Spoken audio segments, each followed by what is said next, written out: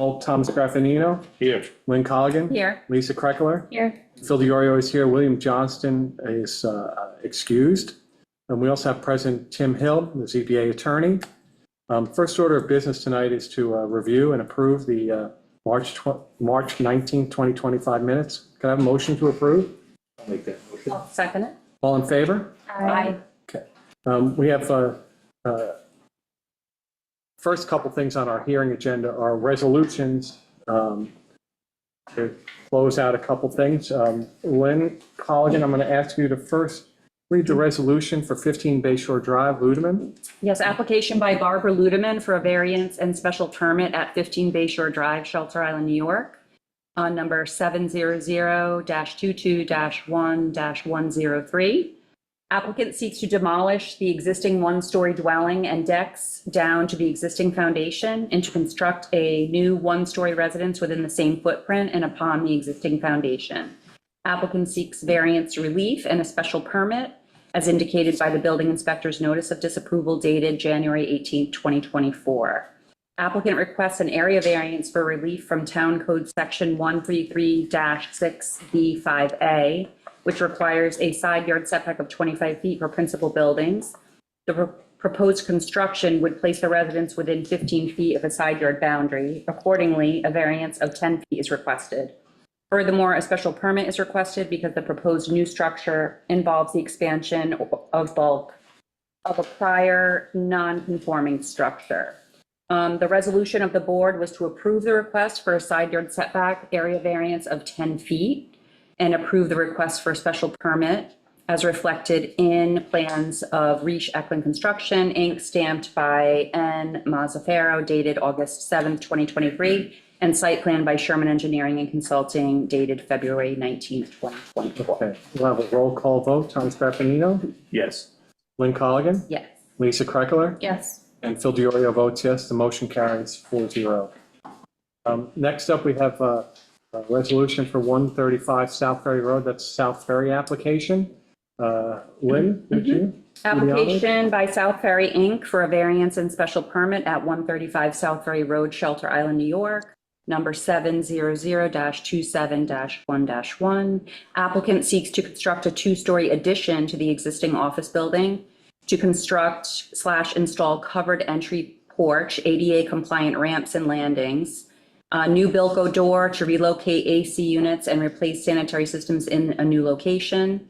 Applicant seeks variance relief and a special permit from this board as indicated by the building inspector's notice of disapproval dated June 10th, 2024. Applicant requests an area variance for relief from Town Code Section 133-7B5A, which requires a front yard setback of 50 feet for all structures. The proposed construction will result in structures situated at variance distances ranging from 9.9 to 24.9 feet from the front yard boundary. Furthermore, a special permit is requested because the proposed new structure involves the expansion of bulk of a prior non-conforming structure and use.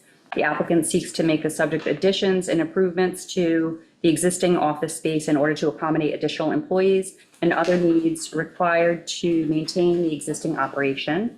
The resolution of the board is to approve the request for a front yard setback area variance to permit the construction of the addition and improvements set forth in the plans of Pospisil and Brown Architects, PC, dated October 1st, 2024. The survey of F. Michael Hemmer, dated November 28th, 2022, last revised February 28th, 2025, and site plan of Pospisil Brown Architects, PC, dated March 12th, 2025, and to approve the request for a special permit for the proposed expansion of bulk of a prior non-conforming structure and use.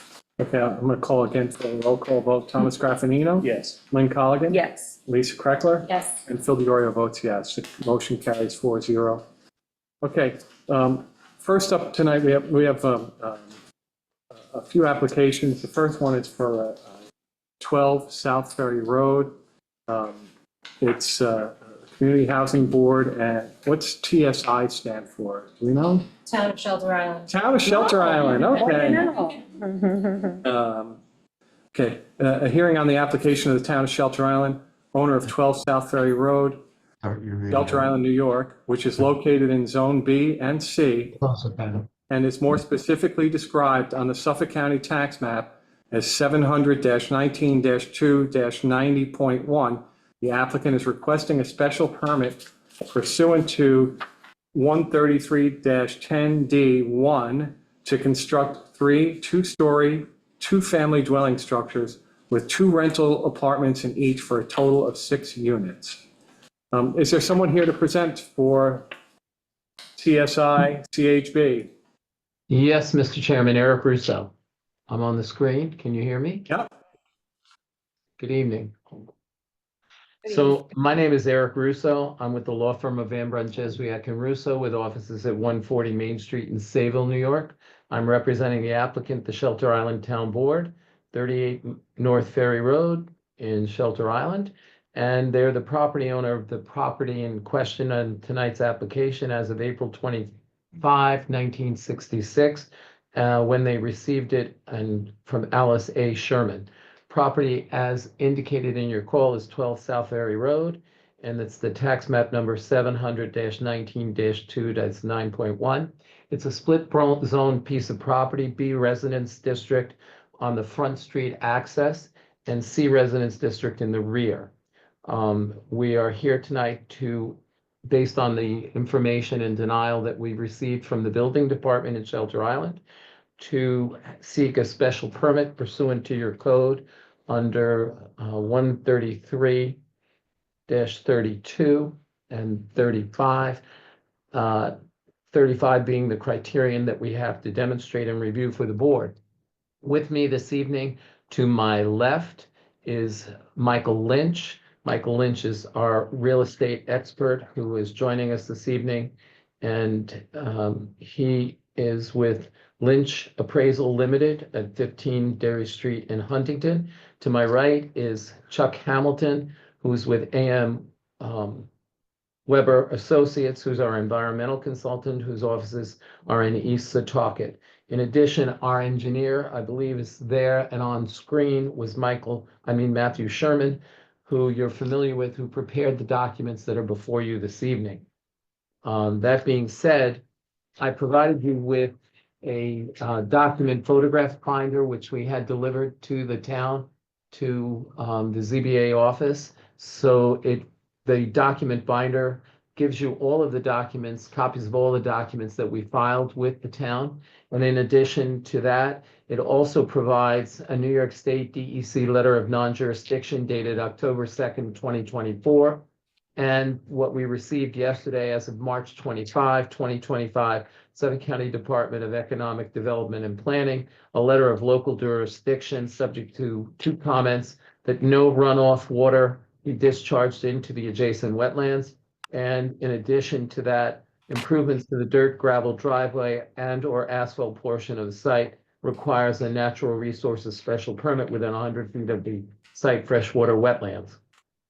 That being said, this particular application, after we filed it with the town, was the subject of a review, which took place on February the 7th. And we met with the town staff on Zoom, where we went through all of the criterion and various elements of the project were being assigned to various town departments for review. And subsequently to that, on February 27th, they then forestalled any further review, awaiting outcome from your board as to the granting of a special permit if we demonstrated the criterion necessary. So site plan review has been on pause, awaiting this hearing and a determination from your board.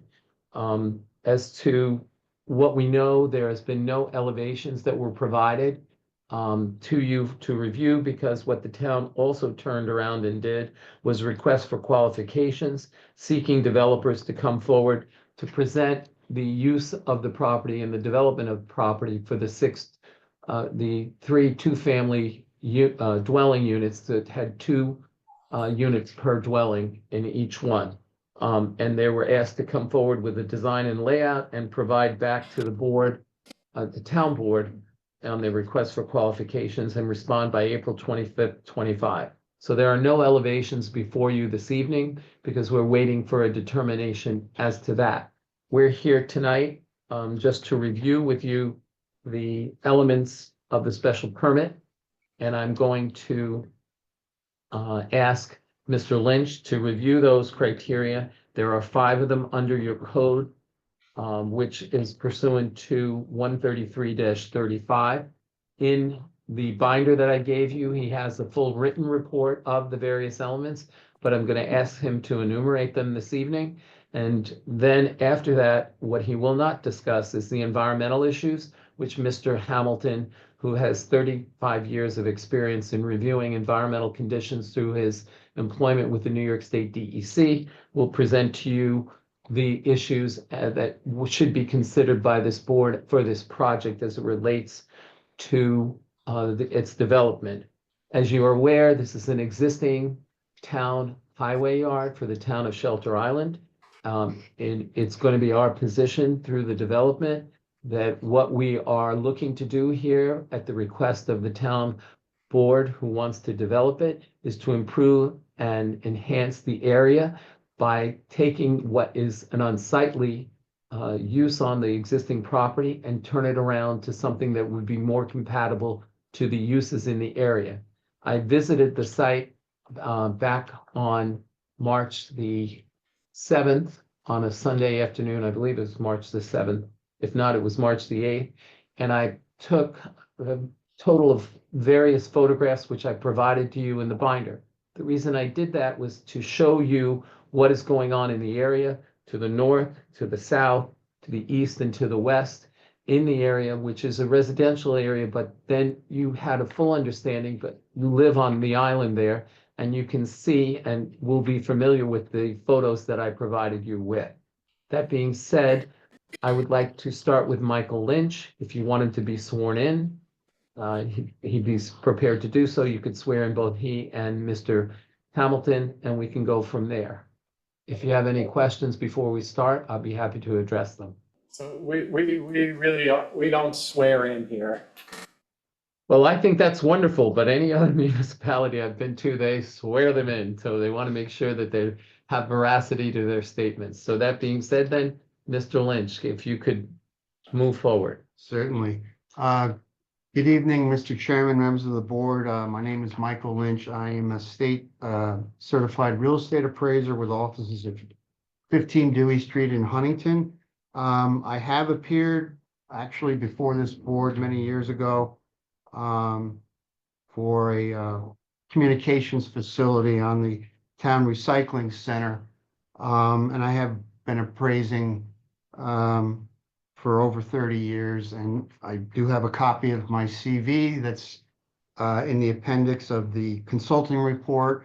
I've appeared at all of the townships across Suffolk County and Nassau County, including over 100 incorporated villages. So at this point, I will start my presentation. I'll try to be brief. Again, I prepared a consulting report dated March 18th of 25. I was out at the property back on March 11th. I walked the property. I walked the neighborhood up and down South Ferry Road. I took a number of photographs, 18 in total, that are in my report. So the property, as you're aware, is the town's DPW yard. It's on the west side of South Ferry Road, just south of South Street. The property is 4.5 acres. In total, 4.52 acres. There is a freshwater pond at the southeasterly portion of the property. During my visit of the property, I observed, again, some typical DPW yard of the town. I saw construction vehicles. I saw areas of outside storage, which include precast, concrete, cesspool rings. I observed an impound yard. The property itself is L-shaped. At the westerly portion of the site, it's mostly wooded. During my observation, the property is undulating in its topography. The surrounding uses to the north are residential. The partially business zone, the business zone to the best as we can determine, runs a depth of approximately 300 feet in from South Ferry Road. So the properties to the north and to the south, again, the zoning itself extends in approximately 300 feet. Mr. Chairman, if you refer to the binder that we provided you, there is a map that was prepared by Matthew Sherman, and it shows the actual blue line of the C district. We also received from the zoning board a copy of a similar map in multiple colors showing the C and B zoning. And then I utilized one of our surveys and actually drew a dark line through the actual survey itself designating the C and B. And Mr. Lynch's report is also enclosed, as Mr. Hamilton's, who will speak subsequently. So what he's referencing is in that document there in the binder. Yes. So the properties along both sides of South Ferry Road in the immediate area. To the south, you have the Havens historical property, the residence. That's also largely Zone B. To the north of the property along the South Ferry side, you've got a real estate office and an antique shop. That's again largely Zone B. That's to the north of the property. Along the northwesterly portion of the property and the southwesterly portion, you have residential in the Residence C zone. The houses immediately to the south on Shady Lane, those are on roughly half-acre lots, again in the C zone, which requires a 40,000 square feet. There are two parcels immediately to the northwest, which are accessed from a flag lot off South Ferry Road. And I believe the address for the north is 10A. And then to the west of the property, you have additional single-family residences, and those are conforming with respect to land area. So in my observation, again, this site has long been in use as a DPW yard with areas of outside storage of heavy equipment, trucks, trailers. There's an impound yard, and there is that freshwater wetlands, which is at the south easterly portion of the property up against the Havens property. So in my determination as to the appropriateness of this application, which is for the construction of 3 two-family residences, which would include a parking area of 10 parking spaces for both residents and guests of the dwelling units. I went through the particular criteria of the town code, which is under section 13335, and I covered those criteria that primarily pertain to real property. So I'll just go over those briefly. Under A, the general suitability. Number 1, that the use will be in harmony with and promote the general purposes, intent, and spirit of the chapter.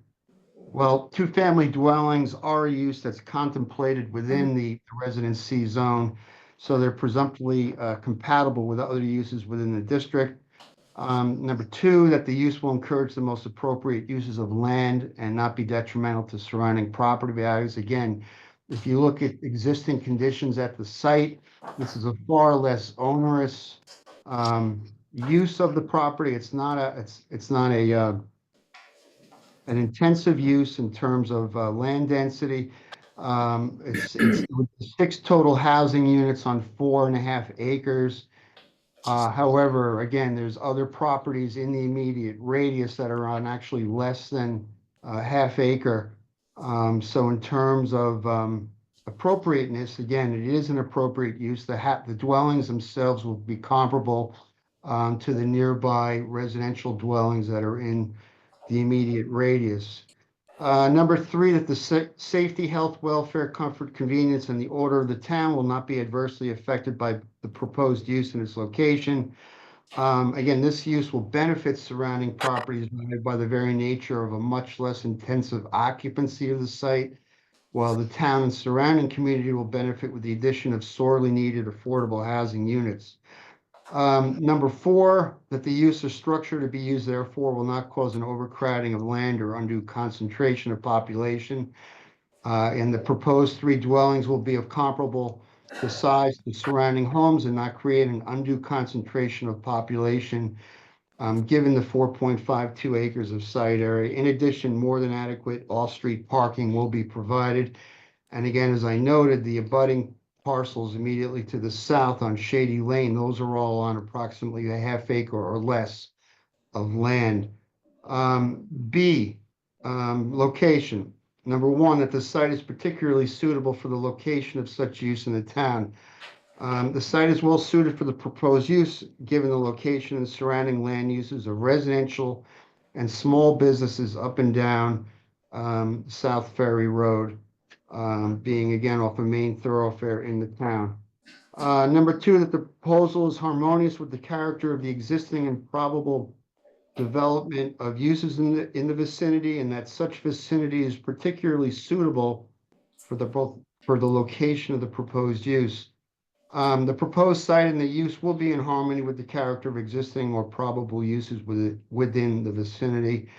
Number 3, that no substantial hazard to life or property because of fire, flood, erosion, or panic is likely to be created by reason of or as a result of the use or by structures to be used therefore, or by the inaccessibility of the property or structures thereon for the convenient entry and operation of fire and other emergency apparatus, or by the undue concentration of assemblage of persons upon such flat. The site it's relatively large at 4.5 acres. There's a well laid out plan for the 3 proposed 2-family homes. There'll be a formal parking area for the residents and guests, and it'll have proper and convenient ingress/egress driveway areas for both residences and emergency vehicles. And again, there's approximately 190 feet, I believe, of frontage on South Ferry Road. 4, that the proposed use is not unreasonably close to a church, school, theater, recreation or area or other place of public assembly. It's not unreasonably close to any church, school, theater, recreational area, or other place of public assembly. Lastly, under B, that the proposed use will not prevent the orderly and reasonable use of permitted or legally established uses in the district wherein the proposed use is to be located, or permitted or legally established uses in the adjacent district. As I noted earlier, the proposed use will not impact or permitted or legally established uses in the district or adjacent district.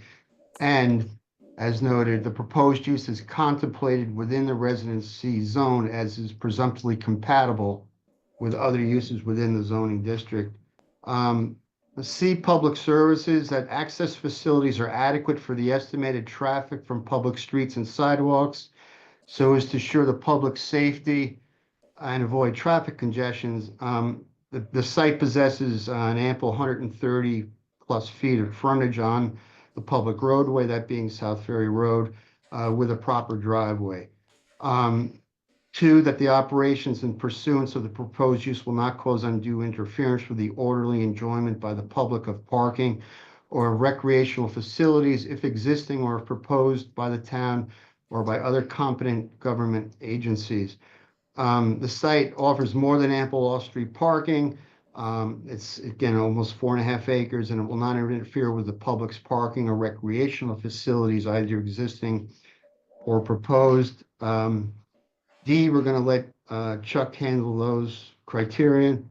I'll just cover the last criterion, which is E, site development. 1, that the plot is sufficient, appropriate, and adequate for the proposed use and its reasonably anticipated operation and expansion thereof.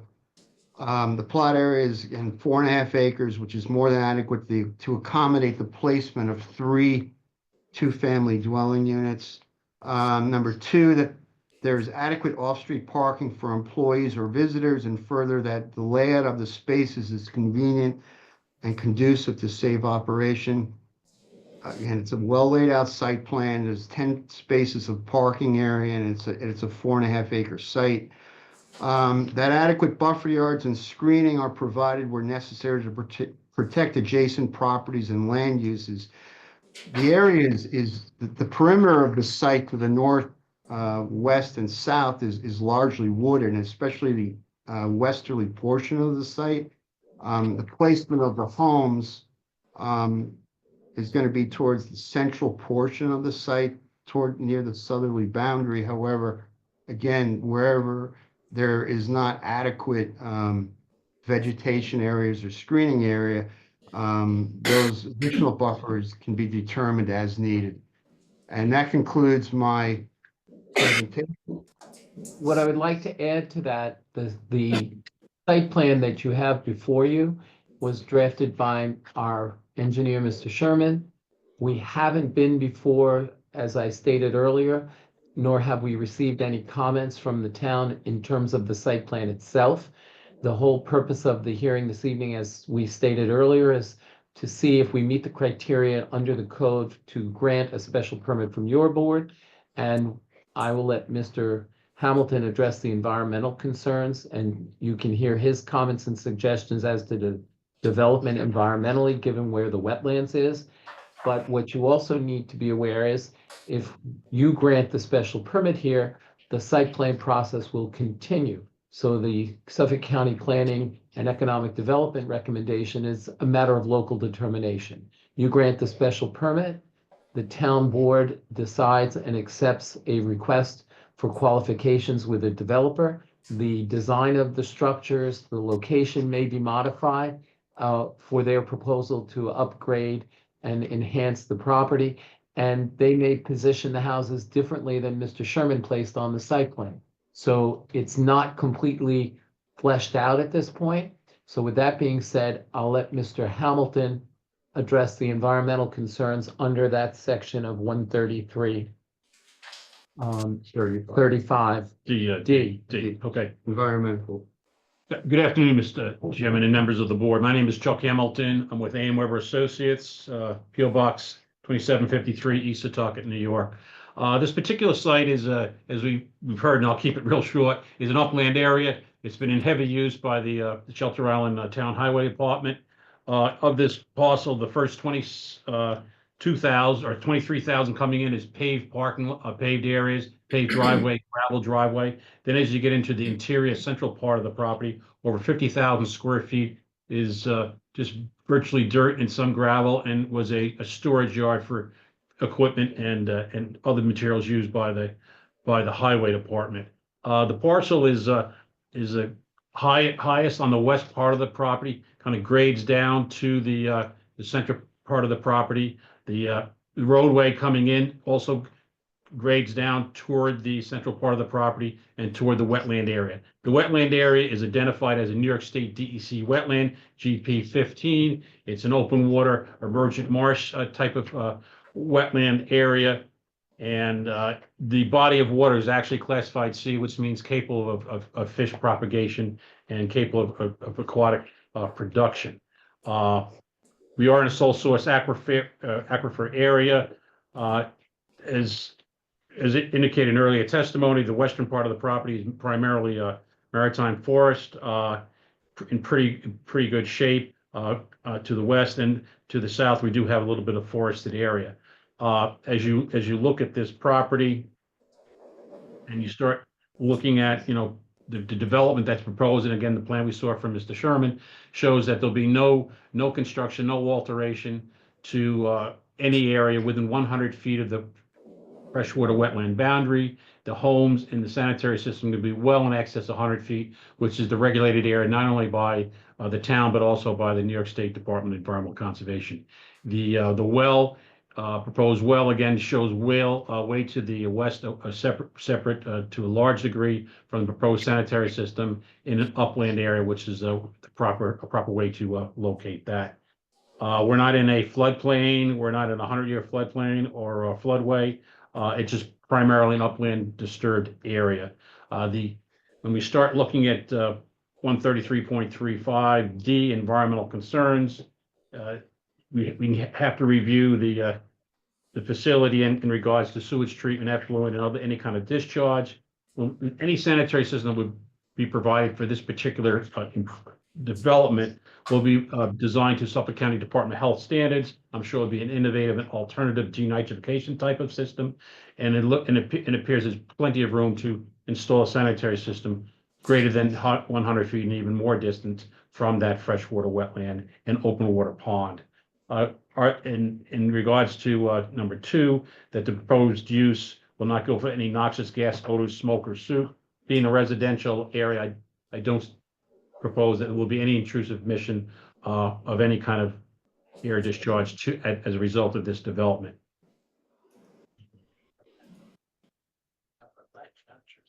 And again, the department, New York State Department of Environmental Conservation has issued a no jurisdiction because the proposed development is all greater than 100 feet from the defining wetland boundary that was done by Inconsult.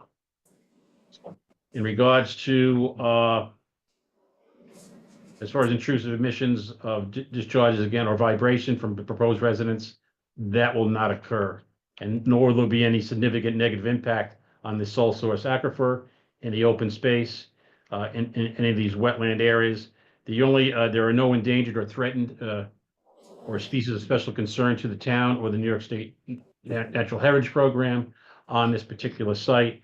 So again, I don't see any development that will cause any impact. The only species of concern in this area, and it's throughout Long Island, is the long-eared bat, which had some roosts in some of these forests. It's not proven to have been at this particular site, but we protect forests during certain seasons when those animals are roosting in that area. And again, this development being so far from the open water pond, I expect no adverse impact to the aquatic production in that particular area. I do have some recommendations. I would recommend in the future that all disturbed areas, and I would just want to point out that with the existing pond and the wetland area, there's the natural buffer exists around that wetland area is 32 to 49 to 52 feet, meaning it's a very narrow buffer encircling that particular wetland. So as we go forward in development, I would recommend that all disturbed areas, the paved driveway, gravel, within 75 or 100 feet of the wetland should be restored to a native grass, shrub, and tree habitat sometime during the construction of the project to create at least a 75 to 100-foot buffer where possible. Again, all existing asphalt driveways and parking areas not in use should be removed and again planted with native maritime plant species. Again, number 3, all driveway and building surface runoff should be collected and discharged at this particular development and be discharged into an adequate below-grade drainage system.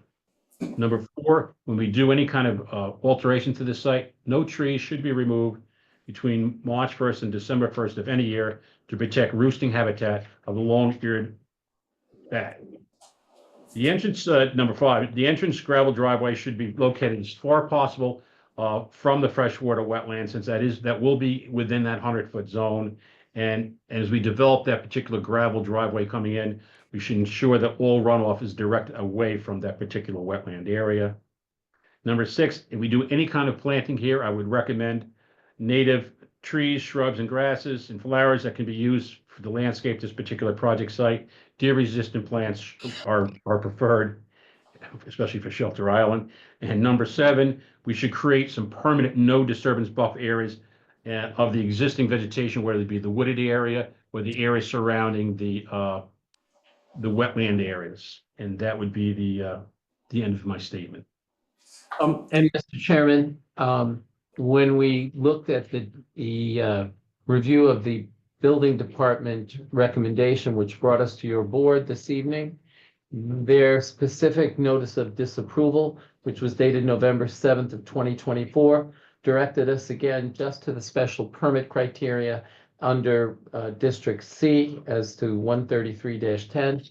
In addition, they did not point out, and there was no issue for any variance being required for the proposed development the way it has been designed and presented by Mr. Sherman on his application documents.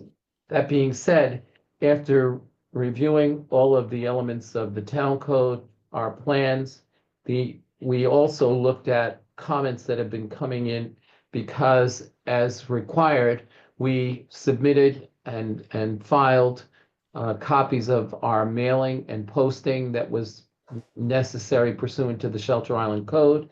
And all of those affidavits and documents were provided to the Zoning Board of Appeals office today, and they were posted as of February 26th, 30 days before the hearing.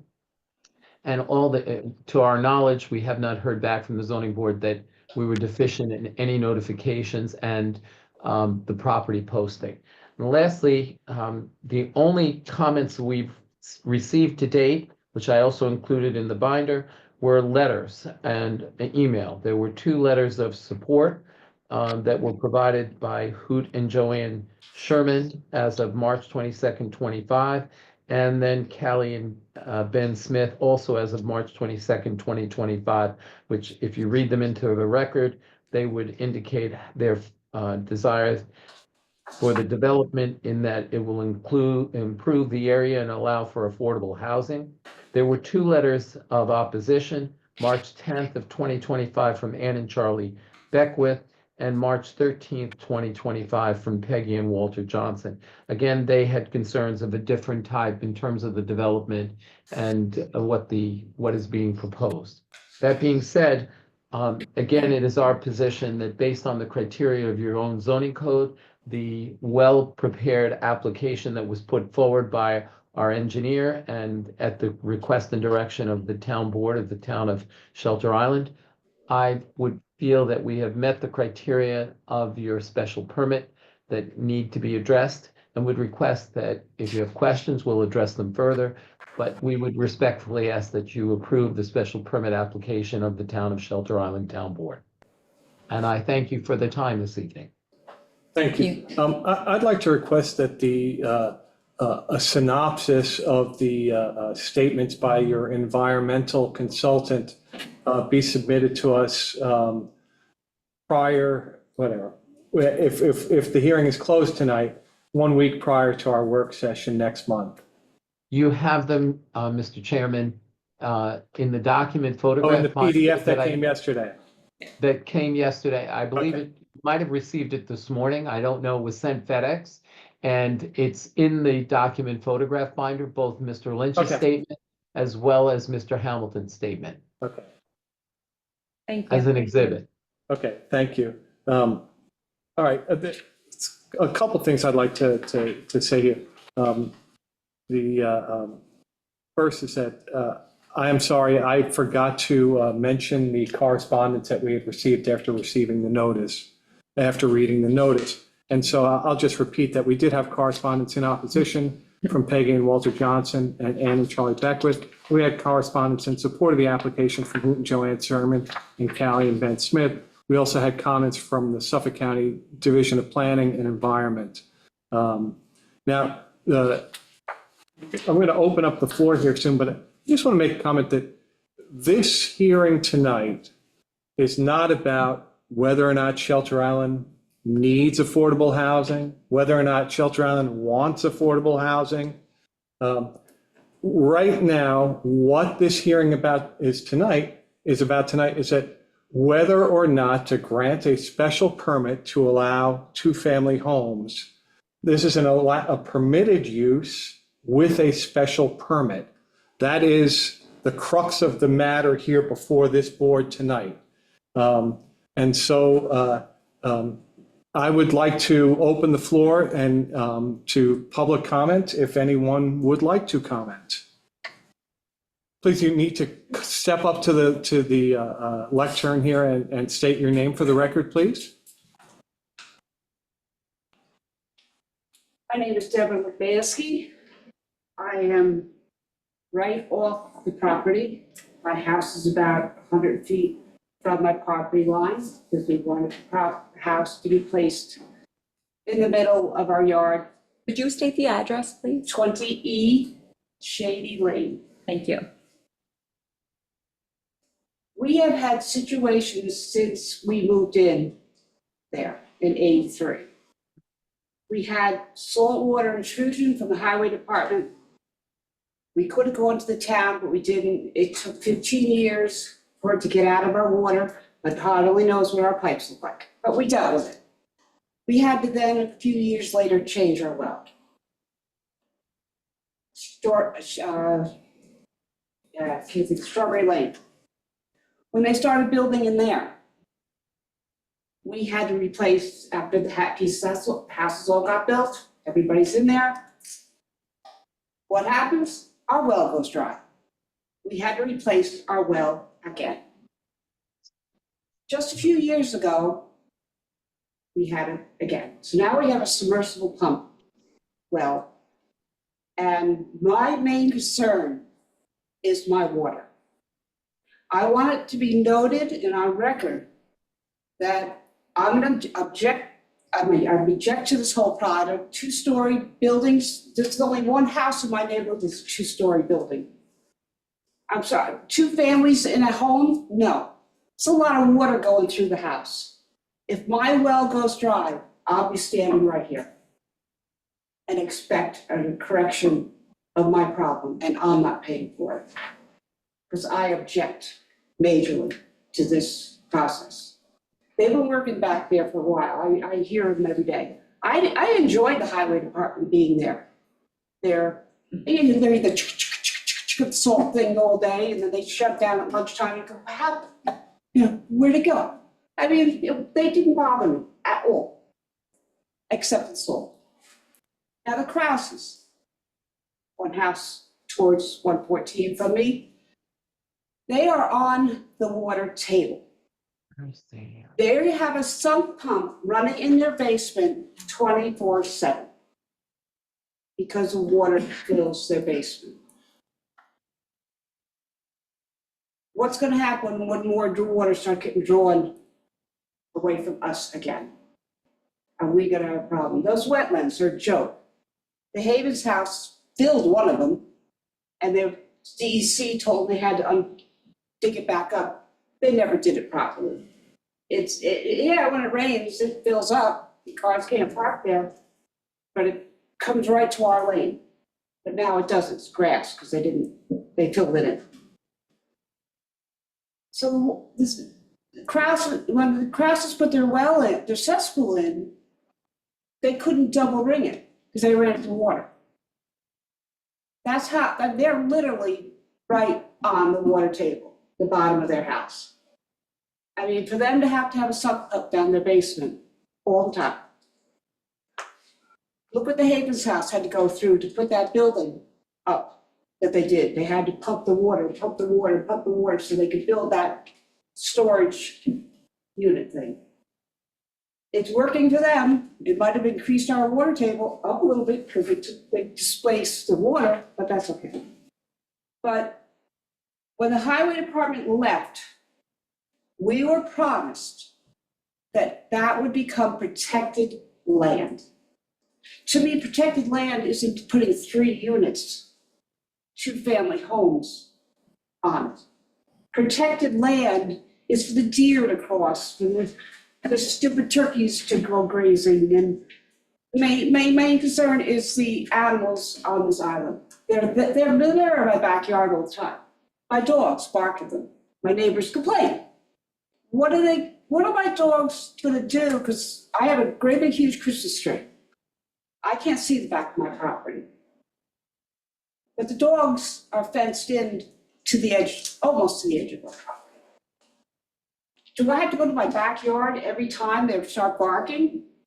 Because my neighbor's gonna complain, because he has already. So I try to keep them quiet when they're here for the summer. But now we're gonna have 6 more families. I'm gonna be in my backyard all the time with my dogs. And I don't think that's fair to us. And I don't think it's fair to my dogs, to me to have to constantly say, barking. Because the town law says it goes over 10 minutes, the neighbor can turn it in. So I don't let it go 3 minutes, and I stop them. But now I'm gonna have to do a whole new process, just my dogs. But my main concern is the water. How will we survive with no water? As it is, we've already got salt infiltration in all my pipes in my house. We're slowly having leaks and fixing that. What we're dealing with. But this, I don't wanna run out of water. You don't wanna run out of water at your house, do you? They're above us. They're gonna draw our water away. Strawberry Lane was below us. We lost our water. So that's all I got on my list. Thank you. Thank you. Anyone else like to get up and speak? Please come up, state your name for the record. My name is Gina Kraus. I've been a full-time resident here for 45 years and a summer resident since the day I was born. I'm here to encourage this board to approve the special permit or variance to build two-family houses. And I'm even more of encouraging you after listening to Mr. Hamilton and Mr. Lynch as experts on the areas that I am not an expert on. Building community housing aligns with the town's goals and comprehensive plan. The location selected is private, it's centrally located, it's already owned by the town. I couldn't think of a better location to have community housing to bring at least 6 families into our community to live here all year round. The site plan is well developed by an engineer who is here tonight, and also approved of by professionals that have spoken here this evening. The upgraded septic and well is clearly laid out. If you look at the diagram, I looked at it on the town site, laid out clearly for low environmental impact. The designs align with the Shelter Island character and will be aesthetically pleasing to the eye. Maybe the only thing that might be different is that it'll have 2 front doors. Not even noticeable as a two-family home on Manhasset Road. You drive by it every day and you barely notice that it has 2 front doors. Building a two-family home is cost effective, especially in this environment now. You get more bang for your buck if you want to put it that way. The board would be fiscally responsible to approve that. To build 2 families in 1 home would be fiscally responsible for this town. It's cost effective, it allows rents to stay within the HUD guidelines. Having 2-family homes would create homes as your surrounding towns have done so, creating neighborhoods, neighbors, and people that will learn, work, play, and support each other and enrich our community. Thank you. Thank you.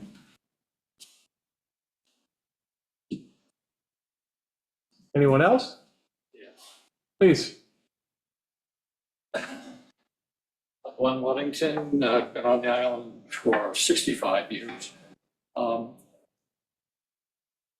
won't give into my need or desire to explain why I think this housing project is worthy. I do ask you to keep pushing it up the pipe. And I will say that when we did the housing project up on Bowditch Road about 30 years ago, Sherman was able to find land, was able to get Mike Manana, some of you probably remember his name, to sell to that housing authority land well below market. And we thought that that wasn't going to be a one-off. We thought that maybe perhaps we could do more. And twice in the ensuing years, the town was going to score property for housing. And it was bought out from underneath of us due to NIMBYism, whatever. So land has always been an issue. And if you've got 4 acres or 2 acres or 3 acres at the old highway barn, I think that that would be a worthy project. And I'm sorry to my old classmates, but that's just the way I feel. Thank you, Glenn. Anyone else? Please step up to the podium. State your name for the record. Yes, my name is Jeffrey Feingold. I'm an architect here on Shelter Island. Also a member of the board of the Shelter Island Historical Society, Shelter Island Historical Museum, right next door. And I thought that there was something in Mr. Lynch's description that I felt was that was missed. And I think it should be amended or at least included in my comments here so that you are aware of it. I'm sure you are. But the town offers for the Shelter Island Historical Museum the use of the western part of the site for parking. And that is a very important community asset. for the Saturday farmers market. And I think that though the site plan doesn't show anything happening to that area of the site, I think that the developer, as the town negotiates with the developer, that area may come into play either during construction or perhaps even after. So I think that it is, that western part of the site is an asset for the community as it is, as it offers its space to the Historical Society on an annual basis. Historically, it has been doing that, and I think it should be maintained. And so I just want to go on the record to say that that is an important space and should have been included in Mr. Lynch's description of the uses for the neighborhood. Thank you. I'd like to just say that if this is approved here, the time to take that up, I think, would be during site plan review at the town board. It's on the record here, but that's not part of our process here. But I know that he gave you a description of the site. That is correct. I understand that. That's all. Yep. Thank you. Thank you. Anyone else wish to speak? Please step up to the podium. Hi, my name's Lynn Weichert. I'm a resident here since 1983, and I remember when we built those homes. We built 6 homes that brought in 6 families, and 5 of those families are still here, and it was very exciting because I thought we'd have more affordable housing, and we didn't. And every time we tried to have more affordable housing, sure enough, we couldn't afford it. So now we've got the point in time. Now we've got a chance to have more affordable housing, and it's furthest we've ever gone. And it's great, and it's very cost effective because you're doing 2-family homes. And we all know how expensive it is to build now, and 2-family homes are just perfect. So I hope you approve this and hope it goes on its way. Thank you. Thank you. Anyone else like to speak?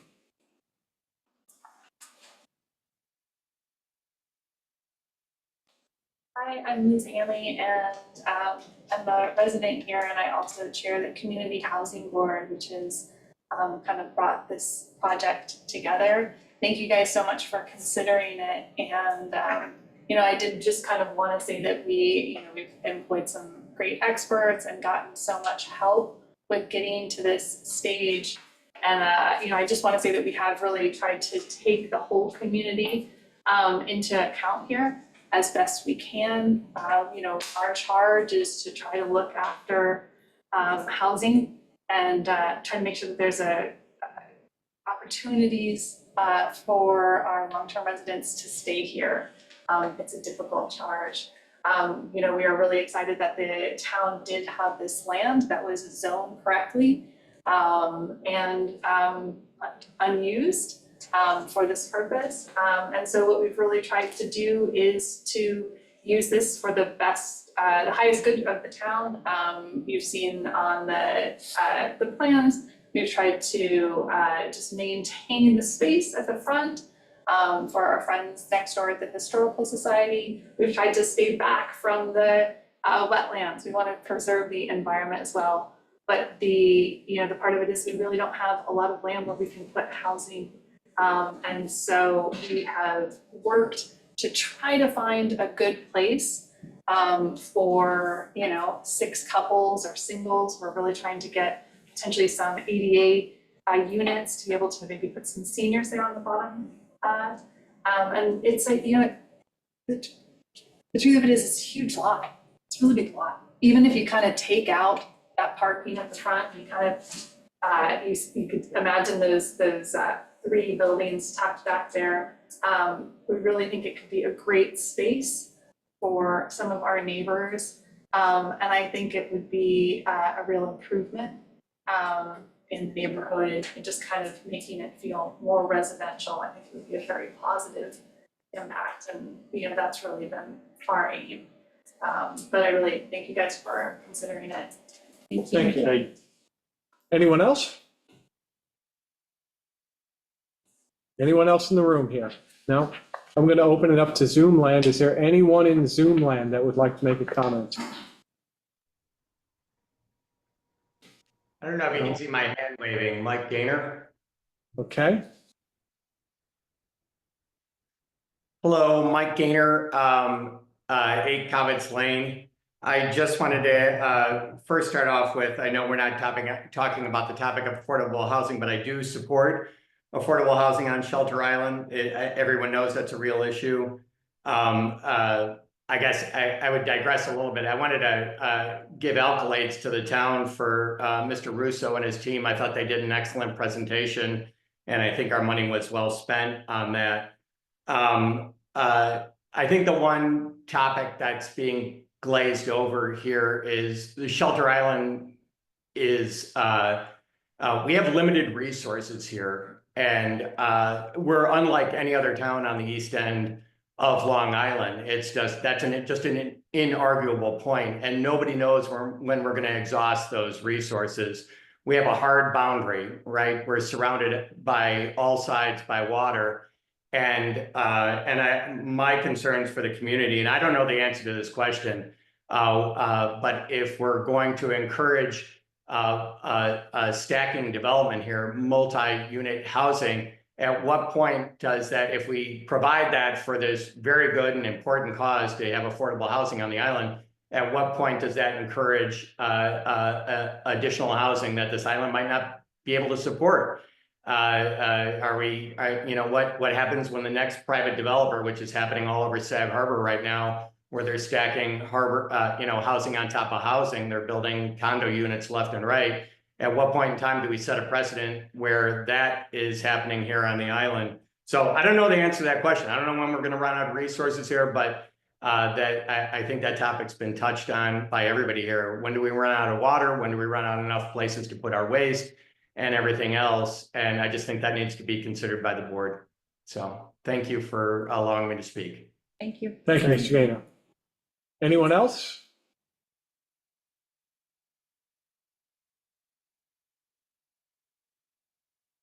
Just to address what Mr. Gaynor said, I do think that each case that comes before the ZBA needs to be weighed on its own merits.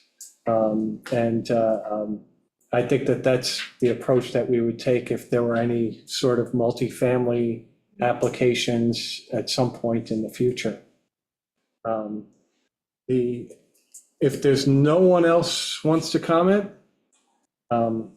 I think we could close the hearing. Can I have a motion to close the hearing? So moved. Second. Okay, well, all in favor? Aye. Aye. Okay. We're closing the hearing. We're going to leave it open to written comment until, let me just pull up the date here. Okay.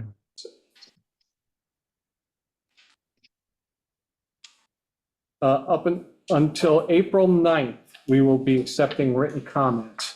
And then we will discuss this at our work session on April 16th. Mr. Chairman and members of the board and community that's present, we want to thank you for the opportunity of appearing before you this evening to present the application on behalf of the Shelter Island Town Board. Thank you. All right, so next up, I'm going to recuse myself here for just a moment. Next hearing. Yeah. Wait, you did it again.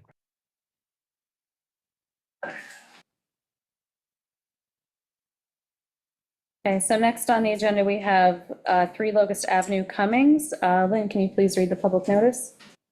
Yes, a hearing will be reopened on the application of William Cummings, owner of 3 Locust Avenue, Shelter Island, New York, a corner lot which is located in a AA reverts to A residential zoning district, nearshore overlay district, and is more specifically described on the Suffolk County tax map as 700-6-3-14.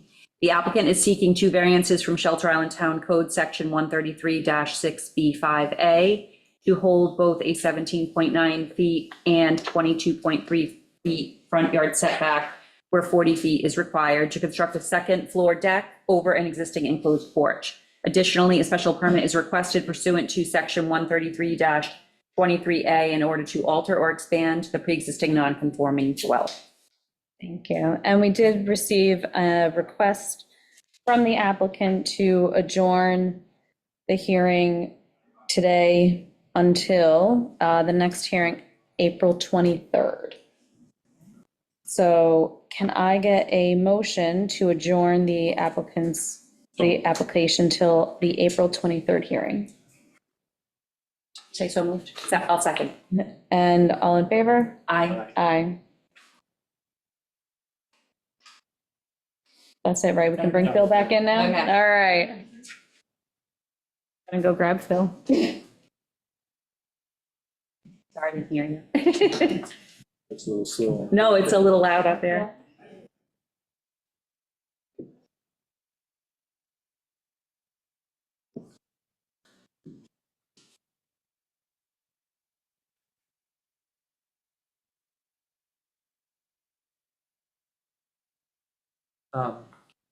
Next up, we have 8 Quaker Path, Elens and Eddie. Phil, I'm going to recuse myself on this one. Oh, thank you. I'm within the notice radius. Okay, sorry, Lisa. Plowing ahead. A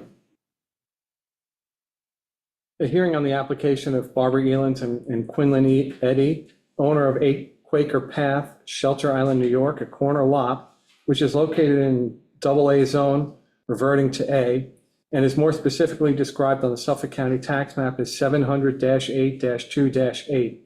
The applicant wishes to convert existing non-habitable attic to conditioned habitable third-floor living space and is seeking a variance from the town code section 133-7B7. I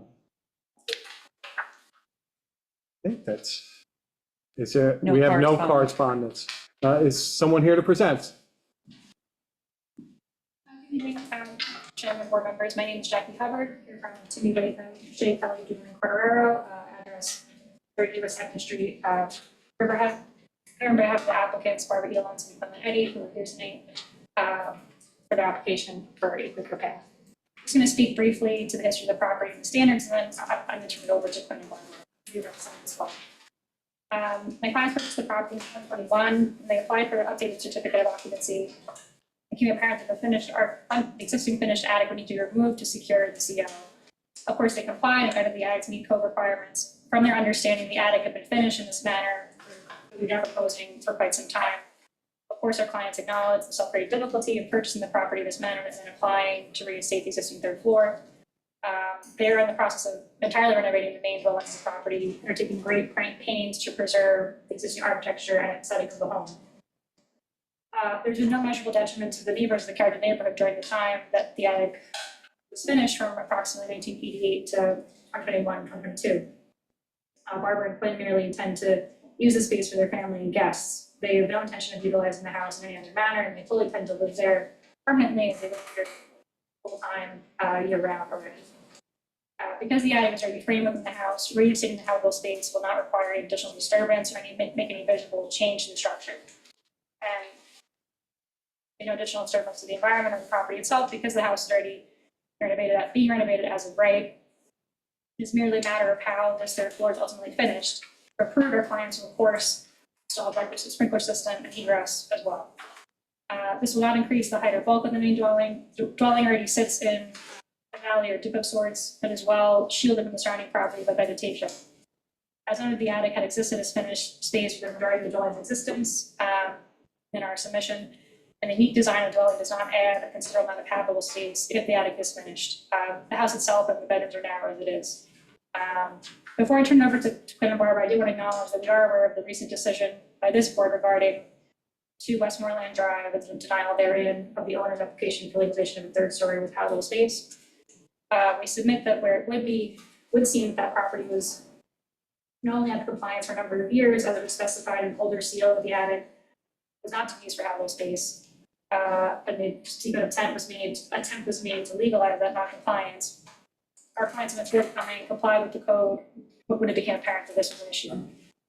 Although potential precedent should be taken into account, we submit that there are not a considerable number of dwellings at our client's property.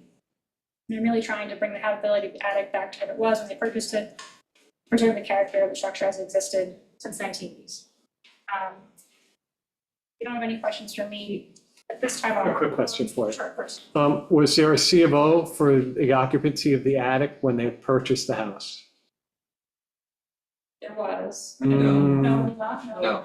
No, so I'm gonna let them, I'm gonna give it Adam thought first, and then I'll get back, because I know we have the new CEO that does list it as not having, not allowing habitable space Okay. when they purchase. After they purchase, they got the new CEO. Is that gonna have speak? Sure. Go ahead. Okay.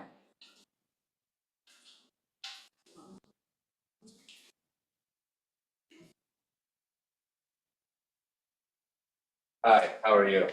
Hi. My name is Quinn Linetti, reside at 8 Quaker Path, and my wife Barbara Elands is here with us this evening as well. Just to answer the question, we purchased the house. It did not have a CO on the house. I don't know why it didn't have a CO in the house, but I believe the reason was because the previous owner had finished the attic out of compliance. We were informed as a part of the disclosure that it didn't have a CO. And subsequent to that, we wanted to get a CO, so we stripped the attic out and made it compliant. So that was something that was done shortly after arriving or moving into the house. And what was it, that year that you bought the house again? 2021. Oh, 2021, okay, have that, yep. So we've lived full-time on the island, it's just my wife, Barbara, and myself. But we do have a family that comes in the summertime, oftentimes, 10, 12 people. They come abroad, they come from different parts of the United States, so we have a relatively large family. As Jackie mentioned, the house is narrow, so there are 3 smaller bedrooms on the property right now. We are doing some renovations, we're adding some other space, but it's still a relatively narrow house. So I guess, we've already mentioned as a finished bed, or it was finished when we moved in. It's no longer finished now. The whole house is now being renovated. I think it's worth mentioning that Barbara and myself both, as we said, work or live here full time. We also work full time from the house. So already one of the bedrooms is being used for a home office, which cuts into livable space when we want to host family and friends. I think it's also worth noting that my parents also moved here in 2022 at 15 South Midway. Why that's of any relevance is because as they are in the mid-80s, we expect that they might at some point start to move into the house too. So we want to have one to a second guest house that we have on the property as well. We're requesting the approval, as Jackie mentioned. We have every intention to work with the town code, put in all the appropriate fire safety measures, fire extinguisher system, additional egress, whatever is required in order to ensure that's absolutely safe, that nobody gets hurt in the event of any type of fire. We also understand some concerns that you might be having or anybody in the town, but we have no intention of selling this house. This is our forever home. So this is not a ploy to get additional livable space or what have you. This is simply that we want to have more space when family comes. We're also, have no intention, this is purely for family, purely for friends. No Airbnb or anything like that would ever be, we never have and never will. This is our home. This is our place that we want to stay forever. I think just additional notes, moved also through the process of renovation. We've been installing upgrades so that it meets our requirements, things like an upgraded septic system, an IA system, an upgraded well, and so forth, just to make sure that everything is ready for the next 30, 40, 50, or 100 years, well beyond when I'm on this planet. So anyhow, I want to thank you for your time and consideration, and I'll turn it back over to you. I have a couple quick questions for you, sir. So you are renovating the house now and putting a small addition on the house, is that correct? Well, yeah, the house is under renovation. What we're doing right now is, if you drive past it, we ripped off the original walk or wraparound porch, and then we're putting a basement underneath it. So, and that is then we're putting the porch back on to the basement, or over the basement, basically. And have you considered during this renovation, adding the space that you need as part of an addition as opposed to asking for something on the third floor? We have looked at that. Yeah. Ma'am, if you wish to speak. you-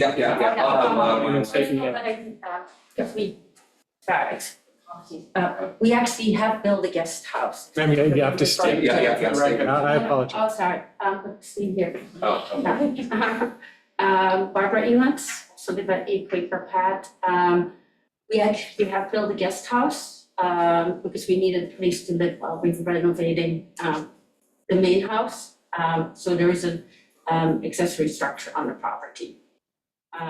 But still, if we that's where, when Quinn refers to his parents, we foresee in the next few years that they probably will live in that guest house, so we'll no longer have that as overflow space. And so you had said that you did consider putting an addition on the house to find the space? no, that we haven't extended the footprint of the house, so. I see your denied basement plans show a bedroom, so what are your current plans for the basement? Sorry. Who's talking, when we talk about you? Sorry. Yeah. So the basement that is now, there's going to be an additional bedroom in that basement. So that was what we used as an office space. And that will be it's on a bedroom right now. Maybe we'll use it as an office space. But before it was just pure office space, and it had a lower ceiling, so we had to dig out the foundation, so it's actually an allowable livable space now. Okay, so that's a potential bedroom and bathroom in the basement? Yes. Okay. And then you have 3 bedrooms in the main house? Yes, on the second floor. Okay. In the current plan. Great. And then the square footage of the guest house? Do you know? It's partially garage too, so it's a 1 bedroom, and it's, I think, all in all livable space, I think 1,200 square foot. You have to understand our concern with setting a precedent for allowing third stories. My response to, folks in the past, you're not the first. Have been, if you can convince a town board to change the code to allow third stories, that's, I think it's probably a heavy lift. But it's very difficult for us to think about approving something like this because of the possible precedent set. I would envision perhaps I don't want to say a flood, but a plethora, thank you. A plethora of these types of applications. There are many, many houses that have big attics that are unfinished that have never been finished like yours was. And so my concern would be, how many of these houses now will come and say, hey, we've now allowed this, you can't say no to me. And I understand, like I said before on the earlier hearing, that we consider each case on its merits. But it's when you're allowed 2 stories and you want 3, if you're thinking about it as sort of an area variance, you're looking at a 50% variance. You're looking at 1 more story when you're allowed 2. And that's a significant ask. I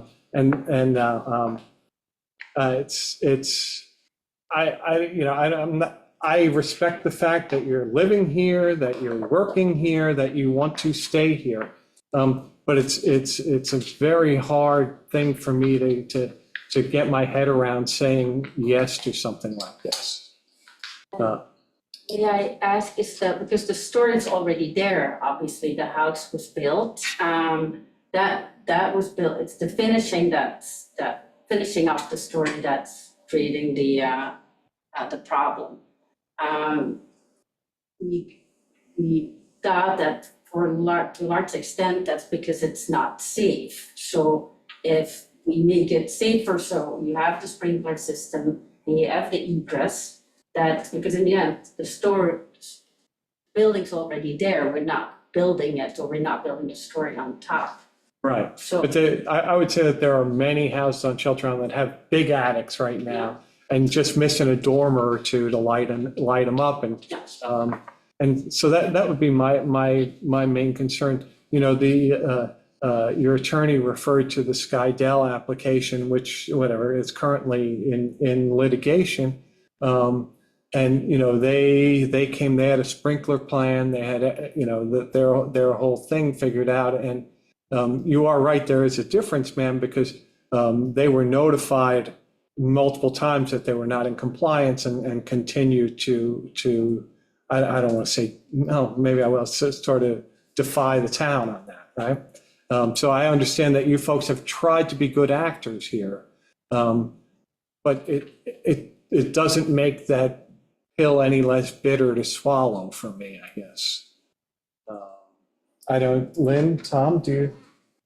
I mean, I think we need to talk about it fully at our work session. Yeah, absolutely. But I do share the concern about setting the precedent for the third story, since we've denied many, and yeah, it puts us in a bad position because it's not in the town code. So then we have people coming to us looking for relief, and then it's like a floodgate that you open sometimes when we allow it. So, but we'll certainly consider everything in the work session, but it's a tough one. Tom, my fear is that same plethora of people that we denied would come back, many that may have opted to move off the island or sell that house because they couldn't go to the third, and that would be a huge exposure for us as well. And again, I know yours is different from the one Skyell down in West Point. I know that's completely different, but. and the concern is use again, or is it just that the town doesn't want Precedent. all Well, you know, buildings? the town code is very clear, no third stories are allowed. It's, that's, you know, if the town wants to start allowing third stories, the code can be changed to allow third stories. I don't know that you'll find, which I say, a very receptive audience at town hall for that. But it's possible, but I don't see it. No, we're not. I don't think I don't see it. we have that in us to do that fine. But the story means like, it's not that it's built, it's like that it's finished. That's then a story. That it's habitable. It needs to be habitable, otherwise it doesn't count as Right, a, then it's an attic. or does it? Then if it's unfinished, it's an attic. Yeah, it's just not a story then. And it doesn't count, right, it doesn't count as finished Okay, finished living area. That's, yeah, so that's where we are. I mean, we'll, I guess, you know, we'll discuss this at the work session, but I mean, I just want to see also if there's anyone else that would like to weigh in, and if there's any other comments that you folks would like to make. Thank you. Well, thank you so much. Thank you so much. Yeah. Pam, did you want to say anything more before I open it up to the audience here? No, I was thinking first. Thank you. Is there anyone in the audience that'd like to comment on this? Hello, I'm Gwen Waddington. We live at 10 Quaker Path. We are immediate neighbors of Gwen and Barbara. We are completely for this project. We realize what you're up against with the town codes. But Glenn and I both have found them to be very amiable neighbors, as opposed to what we had before, which was a lot of Airbnbs for 15 years with Dave Hyman. And so we're in support of this. And we think they're great neighbors and are in addition to Shelter Island.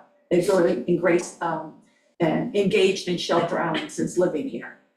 Thank you. Thank you. Thank you, Gwen. Gwen. Would anyone else like to weigh in here? Just a question. Then please, Glenn, come up to the podium. Are there any precedences that have been set with third floor habitation?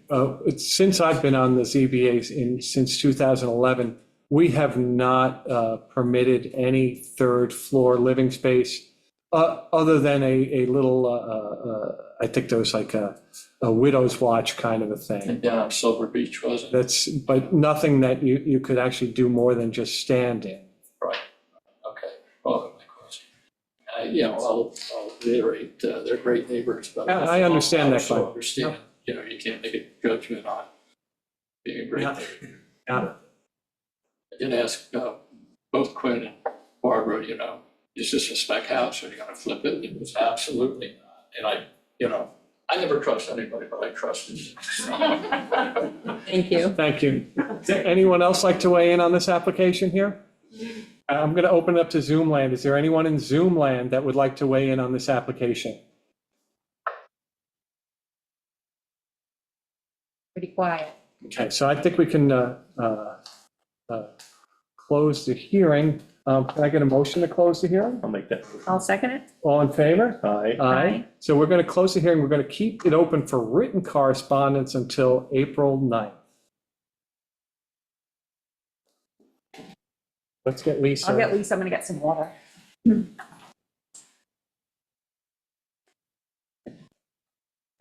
Just about with them, because I'm on the next application. Here, you have a minute. Okay.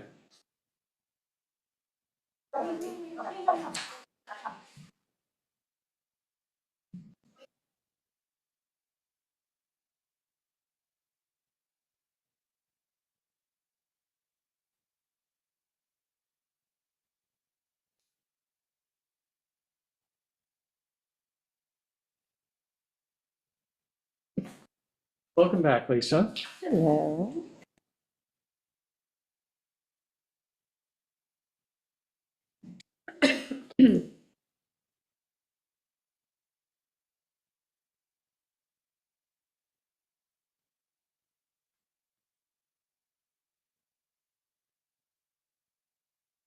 Okay, so next up, we have a continuation of hearing on 1 Pandion Road, Greenwald.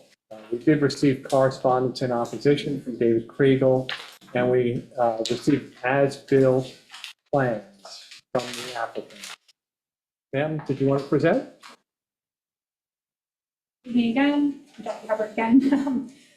To relate them, as I appeared in previous hearing in January, I'm here on behalf of the applicant. What he's saying is Mr. Josh Greenwald owns the property, and our contractor Joe, so I'll have them speak if that's okay after I'm just gonna go very briefly through this. I did indicate we submit to your attention as well plans to the main dwelling. Showing total SFLA of the main dwelling as 5,741 square feet. And then as well plans for the barn with total square footage of 1,242 square feet. To reiterate, because the main house is Can you speak a little slower and a little louder for me? Sorry. Because the main house is 258 square feet under the 599 SFLA minimum, only 984 square feet of the SFLA over being requested. As we discussed last hearing, there was some confusion as to what we had submitted for the submitted plan because the square footage changed after the applicant had originally applied for the special permit in 2023 under the previous iteration of the code. We also submitted the new CFO for the property, an updated survey showing proposed location of the AC condenser for the barn. As per the CO, the barn interior that exists currently are legal. The applicant is merely applying here into condition bar with AC. He is willing to condition or covenant to ensure the space is never used for cooking or sleeping space. And as we discussed in our application for the last hearing, this is a unique situation that Mr. Greenwald has gotten caught up in the moratorium to see the code change, having to essentially apply twice for the special permit. And finally, before I turn it over to Mr. Greenwald, he did speak to Mr. Kriegel, that was on the Zoom as well, I believe. I called him last time and discussed his concerns with him. You said that the covenant what? That there be no cooking or sleeping space in the structure. No cooking or sleeping space in the structure. Correct. Is it okay if I have Mr. Gilmore come up now and speak? Absolutely.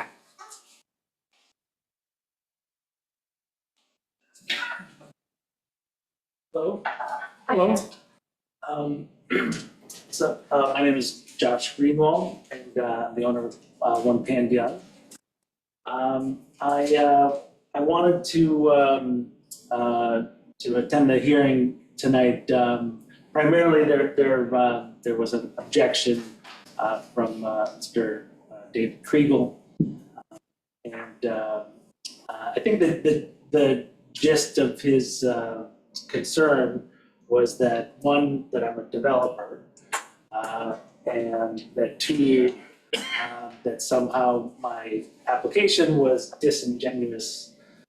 Yeah. Can I touch on that for just a minute? Sure. There was definitely some confusion the last time at the hearing because the way that your representative discussed it, it made it sound as if that the bar didn't exist and that there was no finishing yet on the inside. And so it appeared that really all you wanted to do was dehumidify the space. And I think that caused the confusion that created the impression that perhaps there was some disingenuousness going on. So I just want to put that out there. So it is an approved and now built structure as non-conditioned space. It has been framed out, and there's a ground floor, there's a loft, and we are simply looking to insulate the space. And Is there insulation there now? there is not. Okay. And then have a dehumidifier valves, air conditioning, because the primary reason it's in the application, and Jackie, I think, explained it, but is that we had the basement in the main house. Well, let me just rewind a little bit. I just, to Mr. Kriegel's concern, I never intended to go for a special permit or any kind of variance. I set out to build a 6,000 square foot house and a non-conditioned pool house, basically. And I don't know, a few months after we broke ground, came to the realization that we got some bad advice from our engineer. And the advice was, you can have a full height basement in your main house and it should be built 1 foot above groundwater. And it turns out that the advisable buffer is more like 3 feet because groundwater can fluctuate. And so there was, basically we were confronted with losing the whole plan and the basement of the house. And then, Yeah. so let me ask you a question. Was there no way then to start out your basement at a higher elevation then? At that point, no. I think we had septic approvals, we had,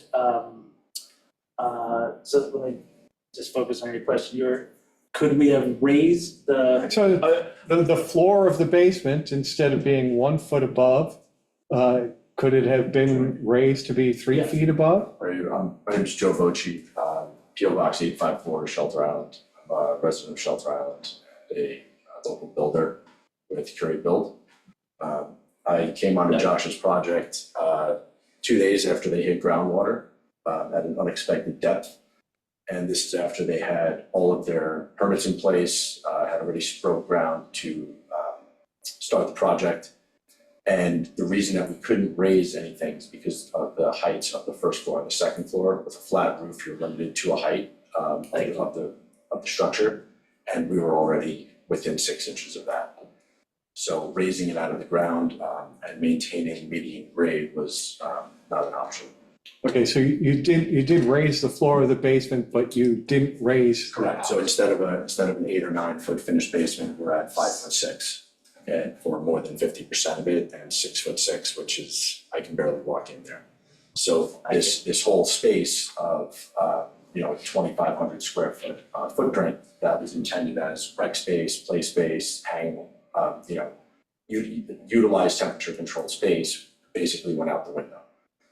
There was not going to be any bedrooms in the basement or anything like that, but it was going to be, basement space and not counting towards square footage, because it wouldn't be finished to the same level as the rest of the floors. So immediately there was the pivot of. Wait, so I'm sorry, can you back up a minute? So what was the square footage anticipated for the first and second floors when you wanted that quasi-finished So the main house, the first and second floor was, I think it was like 5,700. And so the whole design of the main house was already baked and bathrooms and everything was worked out. So the other option was to start fresh and completely redesign the whole structure, which wasn't really feasible. There was another option, which was to keep the full height basement and then have a hydrostatic basement, which is like a giant bathtub, very thick concrete, which you can build closer to groundwater as long as you have the thickness of the basement slab to withstand. They call it a mat slab.